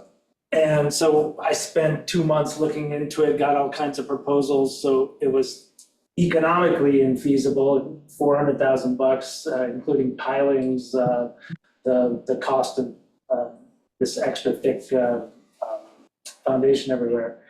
And then it turned out it was legally infeasible because there's a process called dewatering, where if you're gonna, and that apparently is not allowed on Shelter Island. So I just went deep down this path to look into this other solution. So my immediate next door neighbor had been approved for 10,000 square feet on their lot. I mean, we talked about it before. And the other thing is this whole PUD or subdivision, the Pandion subdivision, it was 25 acres at the beginning before it was subdivided into 5 lots. It could have been with 1 acre zoning, it would have been 20 plus homes. This subdivision was always envisioned as larger homes. My lot is 3.3 acres. And when so in this process, I've been, going through this now for several years. And there was, talk about a comprehensive plan, a zoning code rewrite, and, the idea of proportionality has been out there. And I know in East Hampton, for example, there's, I think the solution that they've come up with is something like 7% of lot coverage. And anyway, so that on 3.5 acres, that's 9 or 10,000 square feet. So anyway, the path that I chose was, let's move the basement conditioned space, rec room space, into the barn that was approved as non-conditioned space, and let me apply for the special permit. It's not my thinking was it was not a tall ask, going up from 6,000 to 6,900 square feet of living area. Also this, I just wanted to read one thing. This is from the approval on lot 3, the neighbor lot. This is from the town board, and this is just specific to Pandion subdivision. We know Shelter Island has a long history of frowning on very large houses and favoring smaller cottages. But we also realize that we have a recent history with several precedents of allowing large house when the lot is large. Later on, we recognize that this development was designed, Pandion development, was designed for fewer but bigger houses. Being in C zone where the lot size is 1 acre, we could have possibly seen 3 houses of 6,000 square feet, each on this lot with no special permits required. I'm just sort of framing it, and this is the context of why I'm asking. And you had applied to the town board for a special permit? So yes, I applied before the moratorium, I applied before the moratorium was enacted, and then the moratorium was extended, and then the process moved from special permit to Special permit, we'll call it here, Tim. A variance. was moved to the Variance, yeah. ZBA. And that is the other facet or the other part, which is, I think that, you talk about listening to tonight's hearing and about, you're gonna get, like the floodgates of other applications where you have. I'm hopeful you'll be the last. Well, I just that I think I am the last of this special permit pending that got moved to. Well, in the way that you have the neighbor of the large size, and now that that decision has been moved to us, we're in this now predicament because. I'm also in a predicament. For the record, it's, so talk about I'll go back to the fact that I'm a developer and that I think in terms of speculative development on Shelter Island, that I think there's only maybe 2 or 3 speculative developments that I know of. I would just submit that it's not a bad thing, that there's Binder Pools and Cozy Fuels and all these vendors that, it supports jobs, it's all the building permit fees, the taxes. I've been involved with this now. I bought the land in 2001, so 4 years I'm practically a resident. Mr. Kriegel, I had a good conversation with him, and I think he lives in Brooklyn for part of the year. So there's this, a resident and a developer are not that far apart. That's fine. So do you plan to make this your home, or is this, are you building the house to sell? I am building the house to sell. It is on the market. This approval will increase the value of the property. I never had the intention to have to ask for the special permit or the variance, but it is, as it stands, it is not functional space that can replicate that kind of conditioned rec room space. I've had 2 interested buyers. One wanted to have the space as a gym, and without climate control, you can't do that well. And there's economics here. I paid a lot of money for the land, and there's sort of a scale that the house had to be in, and where I guess the expectations of what the use that's commensurate with this house. And so the interior of this building would be, let's say it is conditioned. Yeah. What would it be used for? So it would be entertainment, recreation, ping pong, pool, probably a gym space. And then there was a second buyer who wanted to use it for I guess they have a bunch of grandkids, and it's like basement rec room space where you would have a lot of kids, but no sleeping, no cooking. And the bar that somehow got into the discussion. It was on the plan. Yeah. Yeah. I think it's just it's a niche with a counter, and it's there's much to it. Anyone else have any questions?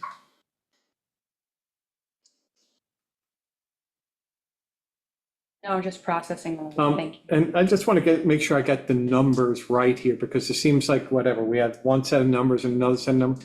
What is the actual square foot of finished SFLA of the main house right now? 5741. Okay.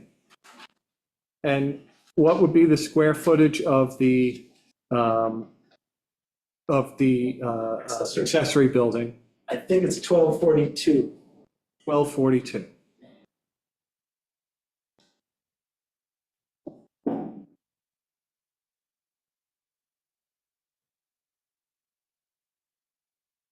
So that would bring us to 6983. Does that agree with your numbers? I believe so. Yes? I just double checked. Yeah, I don't have it. Okay, 6983. yeah, I have 6983, right? Mm-hmm. Anybody else have any other questions? Let me ask you, sir, if this was approved and someone else buys the house and now they're covenanted to have no cooking or sleeping there, do you think it would be possible that they would be looking to put an addition on the house or put an addition on, just to create more space, to make it, more? You think that's? No, it's, so just it is adjacent to the pool, so it is sort of like a larger pool house. And it's a single structure. No, I was actually referring to like an addition on the main house or something like that. I mean, I guess anything is possible, right? Yeah, but no, I think with this design, plenty of main house space for anyone looking at this price range and this, use commensurate with the accessory structure of the main house. I don't see anyone needing. Yeah, but there is a loft, Anything's you possible. said, and there is a loft. Yeah, so, and actually that's where current interested party wants to put the gym. Okay, any of you have any other questions for Mr. Greenwald? No. Okay, thank you very much, sir. Is there anyone else here who would like to present? Joe Bocci again. So I'd just like to note that when Josh, I've had a chance to get to know Josh over the past few years of working together, and he's a very nice and humble guy. I think it's worth noting that when he started this development as a developer, he didn't try to put a 10 or 12 or 15,000 square foot house on the property, which very likely at the time of his original filing could potentially have been approved. He was trying to keep, in like and kind with other homes in the area, other homes that he looked across the water at Ram Island, and he was just trying to create something beautiful. And everything was kind of taken from him with the loss of the basement. And we built. Can I just, this is what confounds me is the basement. So you have almost 6,000 square feet on the first and second floor. And so that's the size limit. And so to be counting then on habitable space in the basement is this expectation that you would be building a house over the town code. It was 5,300 square feet on the first and second floor. 705 was the original permitted basement. Okay, that's helpful to know. Thank you. So and also to note, the pool house was constructed with today's codes for materials, energy to be compliant, so that, the moratorium really put a damper on everything, and it was completely unexpected, and it was really bad timing across the board. If the space is not conditioned, I don't know that you would be able to truly finish the interior, whether it be sheetrock, wood cladding. There are many unconditioned homes on Shelter Island, and we know them to be seasonal homes in the Heights that get drained down every winter. But those homes are made with sheathing that has gaps in it, shingles, lath roofs. So even though those homes are unoccupied in wintertime, they're still breathing and have lots of airflow. Because this home was built with normal 3/4 inch plywood sheathing, blue skin house wrap, tight tongue and groove siding, a roof, a modern design with no soffits and eaves to not temperature control the space would effectively promote like true condensation, mold growth, as well as just degradation of all the materials structurally. But when it was first built, it was not built to intentionally be conditioned? It was built as a pool house, and it was basically just being fitted out very simply so that the future buyer would be able to finish it out as they saw fit. So you built it with the intention of wanting to condition it one day, knowing that it was over the square foot allowance? Knowing that it may, if it required a variance, it would be something that you could certainly do. The basement not having that option triggered the need to do that. I would also say that the town code is a little bit sketchy as with being allowed to build if you don't condition. Just Megan Gordon, just another thing to look at when you're looking at a rewrite of the code. It leaves this strange leeway that allows you to build this structure and not count it towards your square foot living area. But if their argument is because it was built to be conditioned, then the intent was there. It was built with the same materials that are ready. But would a builder, you've been in the development world for a while, you would know that to build it another way if it was never intended to be conditioned. Especially on the waterfront. I can To be an respond to architecture job. But the design of the roof is, well, one, it's a metal roof, and two, it was designed without overhangs. So and that is sort of a key thing to make a structure breathe. I'll just say it wasn't an intentional, like, let me design this barn or accessory structure in a way that it can be conditioned in the future. It was just, that was the design choice that's a modern look and consistent with the main house.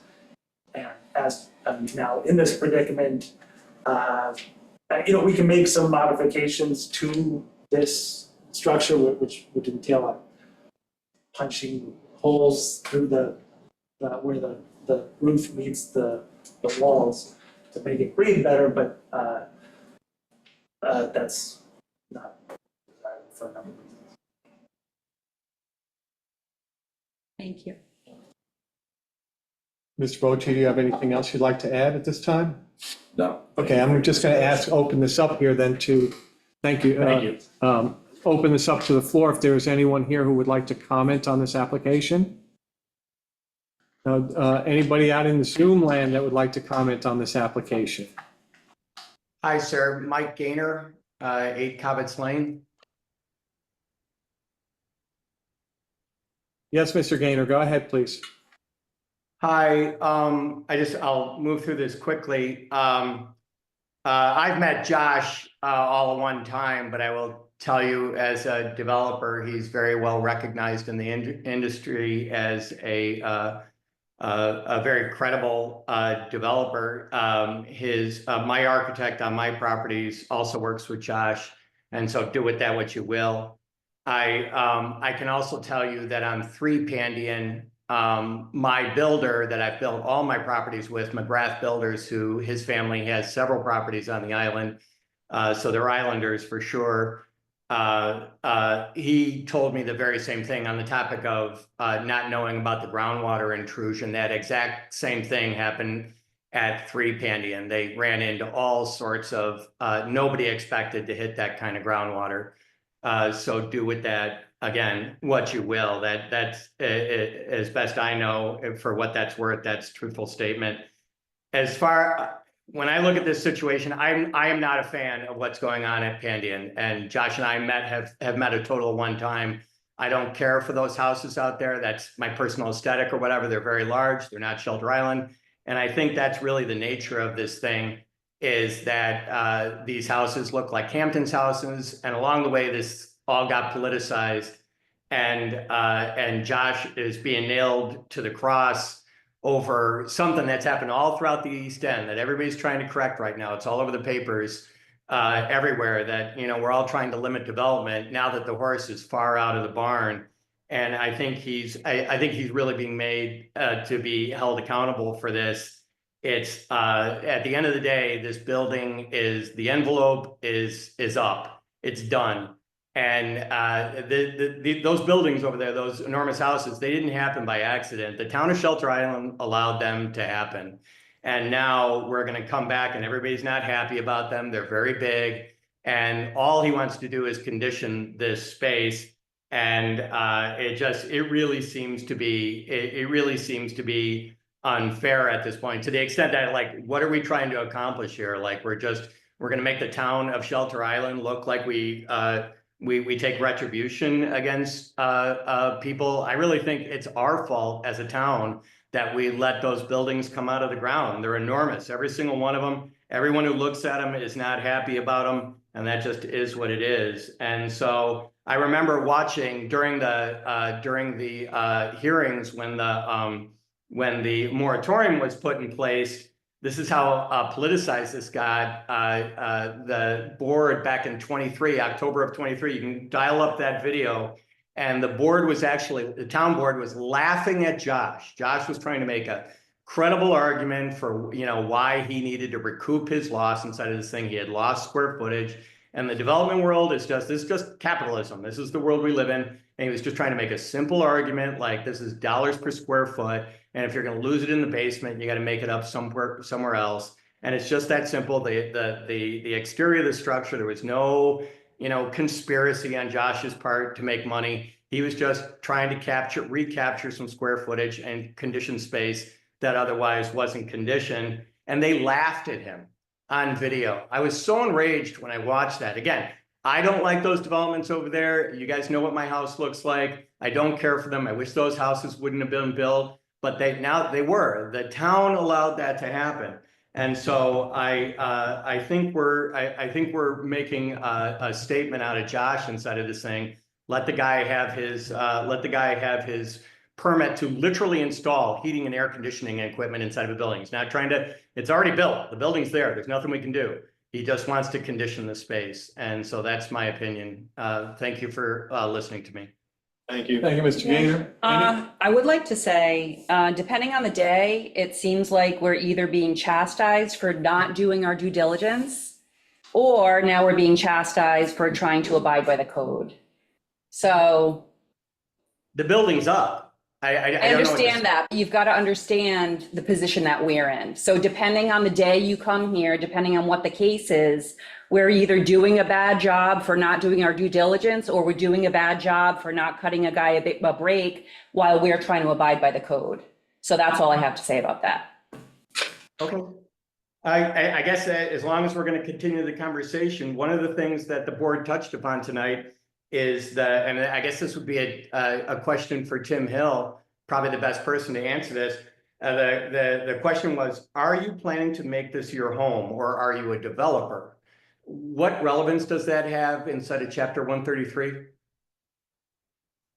Whether or not he's developing his home to make a buck, or whether or not he's planning on living there, why would that be inside of the public comment on this in this hearing?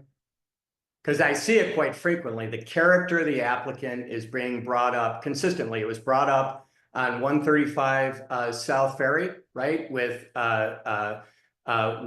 Cliff Clark. You know, what was his character inside of that? What was the character of the Perlman Center? What was the character of the town library? And I'm just curious. This keeps on entering into the public commentary on this.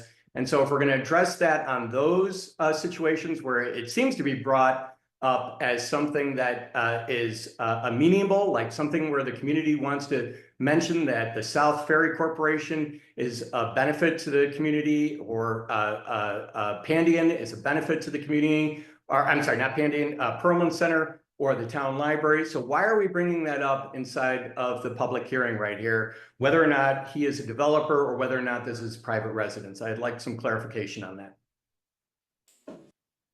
So I don't, as the chairman said earlier, each case needs to be viewed on its own merits. So I don't know about making a global statement about how things are treated across the board, but certainly I think the question, if it's posed in terms of the intended use of the applicant, whether it's A for single family residence, it's a single family residence, that's irrefutable, you know what I mean? It's who cares? relevant. Let me just, I'm sorry, if I can finish my thought.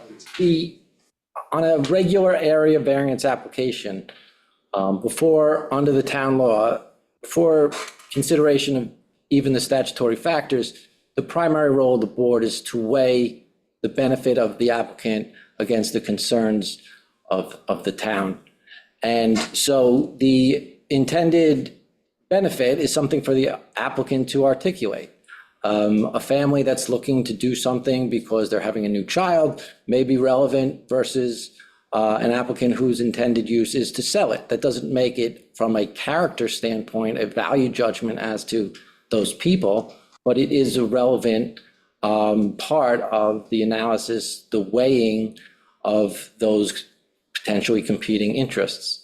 It's nothing to do with the character of the applicant. It's about having the applicant state what their desired benefit is and why the code needs to be relaxed in order to accommodate that benefit. Everybody that comes before the board for a variance is by definition not in compliance with the code. So there is a need for an applicant to demonstrate how that relaxation of the code is to their benefit. And for that may be monetary, and that doesn't mean it's wrong or bad or any value judgment on that, but that's a different interest than a practical limitation that somebody else might have for some other reason that they're making an application. That's an excellent response. I really appreciate it. Thank you so much, Tim. That'll be helpful. Anyone else in Zoom land wish to weigh in here? Briefly, David Kriegel speaking. And nice to see you all. Can you hear me? Yes, sir. Perfect. Yeah, I mean, it's an interesting question about is it a homeowner or a developer? And I first brought that issue up because when I read the application, on the first line, it says, I blank, Josh's name, reside at, which does imply it's a residence that he occupies. And that was something I took issue with then. But it's clear he's a developer and everyone has the right to do that. So I'll leave that. You know, the thing about the insulation and how the thing was framed, you know, I looked at the drawings because they were public, and it says barn. It doesn't say pool house or any other function. So let's agree to stop calling it a barn because it clearly wasn't intended to be. It's a disservice to the animals that would have otherwise, you know, occupied it.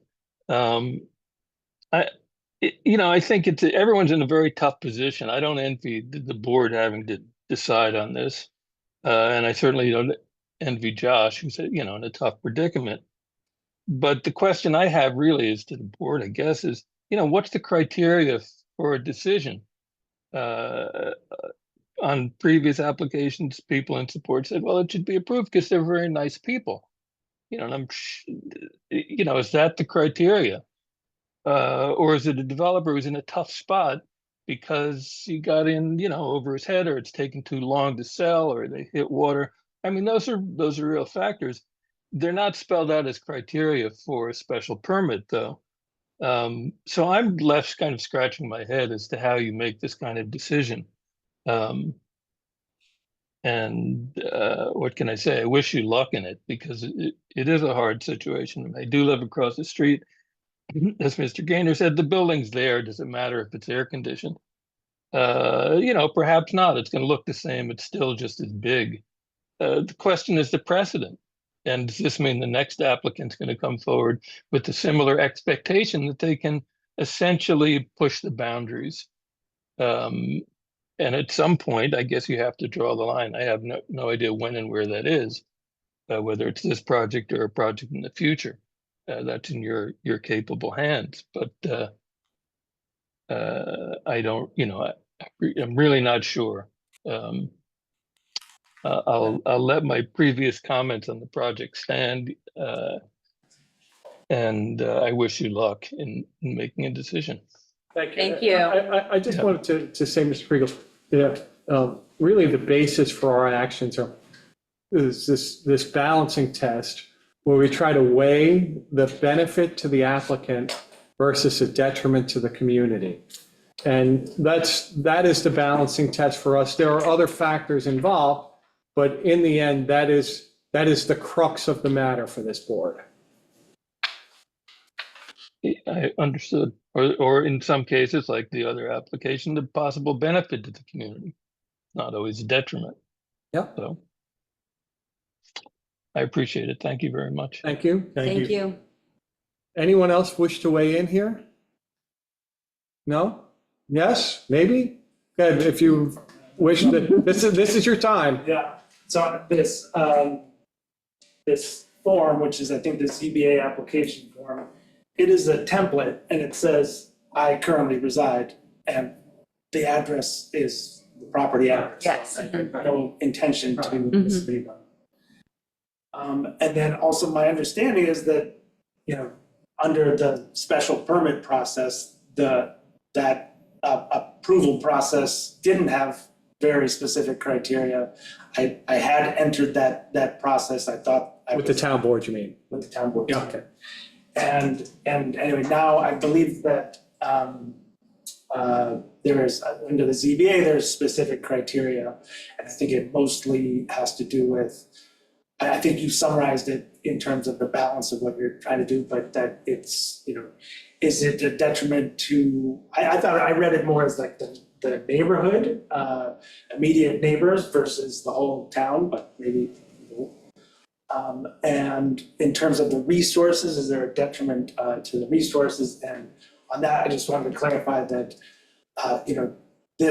the barn, which we call it, is, because the shape of the barn, is, it was approved for, it does have a bath. And the septic system has been approved, and I think there's capacity for 11 or 12 rooms. They're not bedrooms, but they're, so there's no additional impact to the resources, natural resources of the island. I don't believe, I have one neighbor to my right, or my immediate neighbor has 10,000 square feet. I think that he doesn't have a concern. Mr. Kriegel is, again, he stays a little further up Burns Road, and this, if we put in an AC condenser unit, it's out of view, it's not an issue. It's not the AC condenser, it's the square footage. I mean, that's what it is. And also, I'd like to say to you that, Ms. Greenwald, that, it's not that we think that developer is a bad word here. All right, it's a fact of life. It's not a bad word. All right, just want to let you know that. I appreciate it. Thank you. Anyone else have any other questions or comments? Anybody else in here? Anybody else in Zoom land? No? Can I have a motion to close the hearing and keep it open to written correspondence until April 9th? So moved. Second. All in favor? Aye. All right, can I have a motion to close the meeting? I'll make a motion. Second. All in favor? Aye. Aye.